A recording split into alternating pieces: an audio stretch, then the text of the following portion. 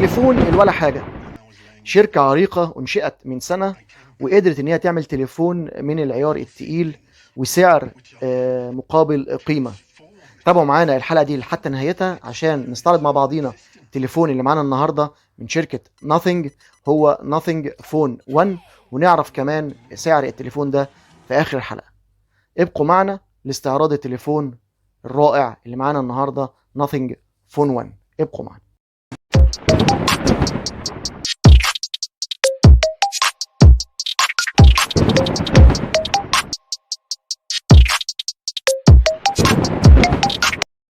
أعزائي المشاهدين في كل مكان، ازيكم واخباركم ايه؟ يا رب تبقوا بخير.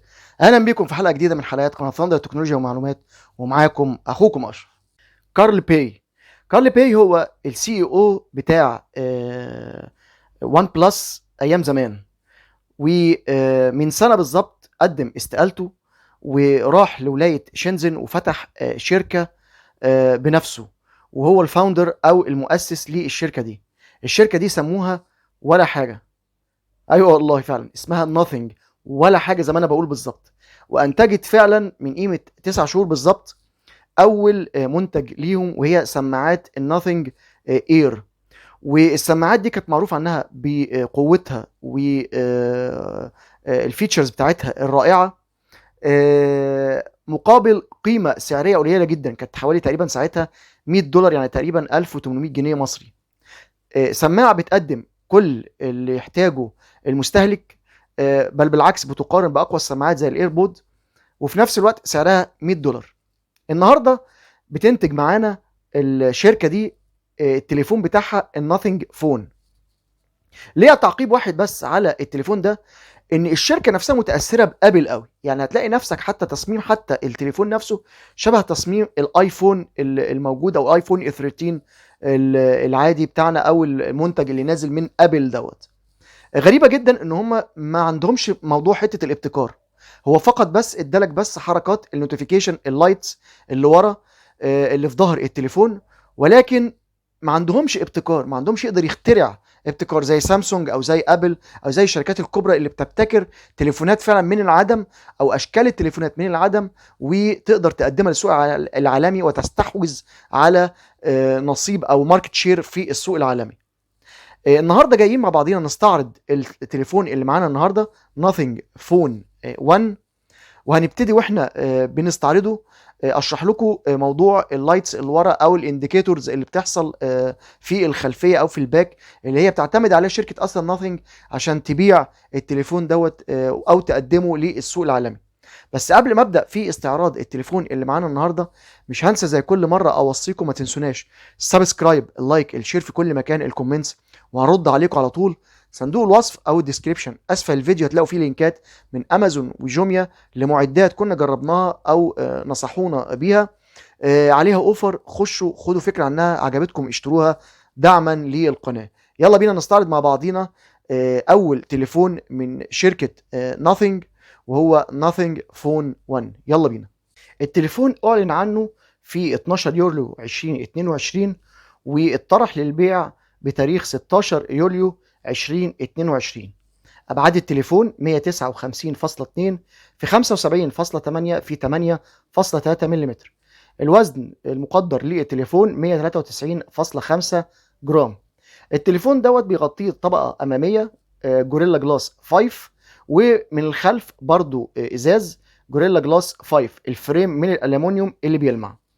التليفون ده مجهز ان ياخد شريحتين اتصال، ومجهز من الخلف زي ما انتم شايفين في الفيديوهات انه يعمل لايتس سواء عن طريق او وانت بتشحن، او سواء لما تجيلك نوتيفيكيشن او لما تجيلك رنه.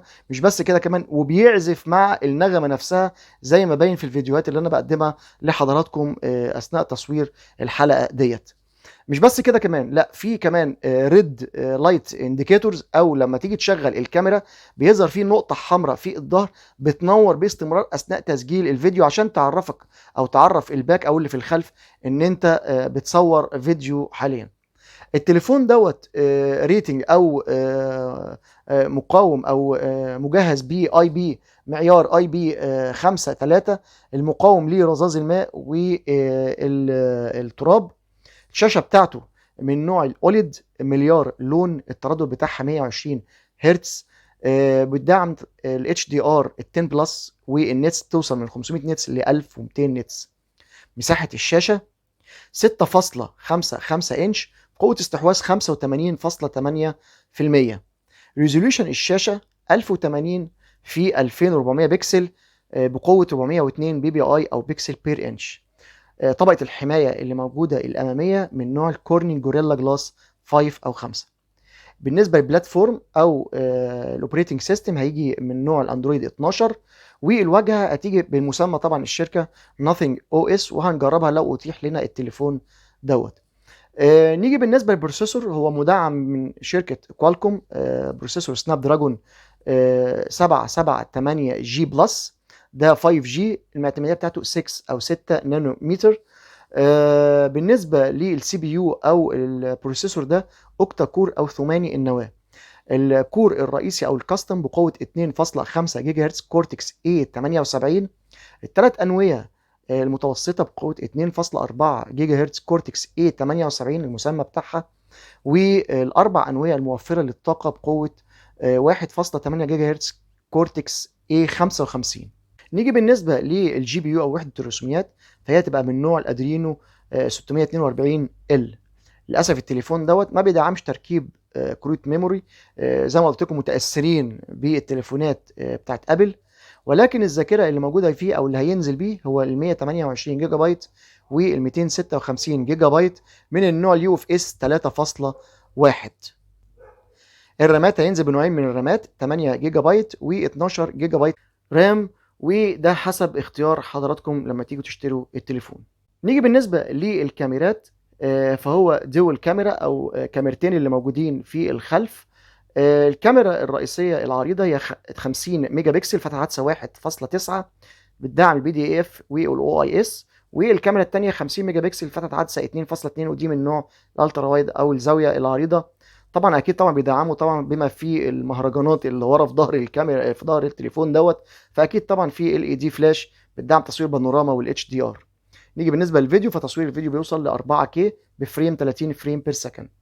بالنسبه للكاميرا السيلفي فهي 16 ميجا بكسل، عدسه فتحه عدسه 2.5 ودي عريضه. الفيديو بيصور لغايه 1080 بفريم 30 فريم بير سكند.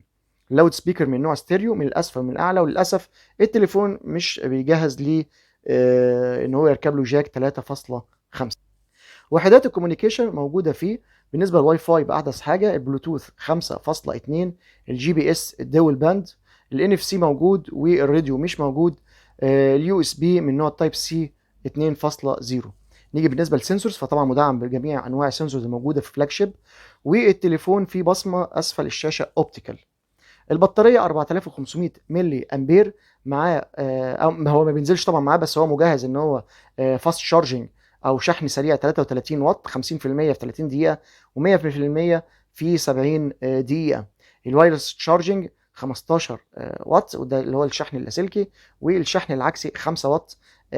بيدعموا طبعا باور ديليفري 3.0 وكويك تشارج 4.0. بينزل منه لونين بس زي ما احنا شايفين في الصور والفيديوهات، الابيض والاسود.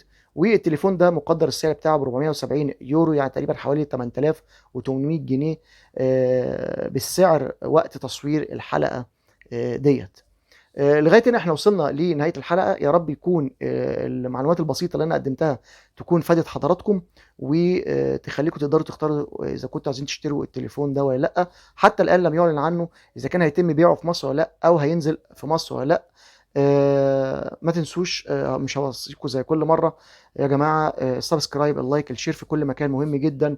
انشروا القناه ديت في كل مكان عشان السبسكرايب، ونقدر ان احنا نكمل بقيه محتوانا ونطور في القناه كمان وكمان. الكومنتس طبعا وهنرد عليكم في ساعتها. في صندوق الوصف اسفل الفيديو دوت هتلاقوا فيه لينكات من جوميا وامازون، خشوا بصوا خدوا فكره واشتروا معدات دعما للقناه. شكرا جدا لحسن استماع حضراتكم، والسلام عليكم.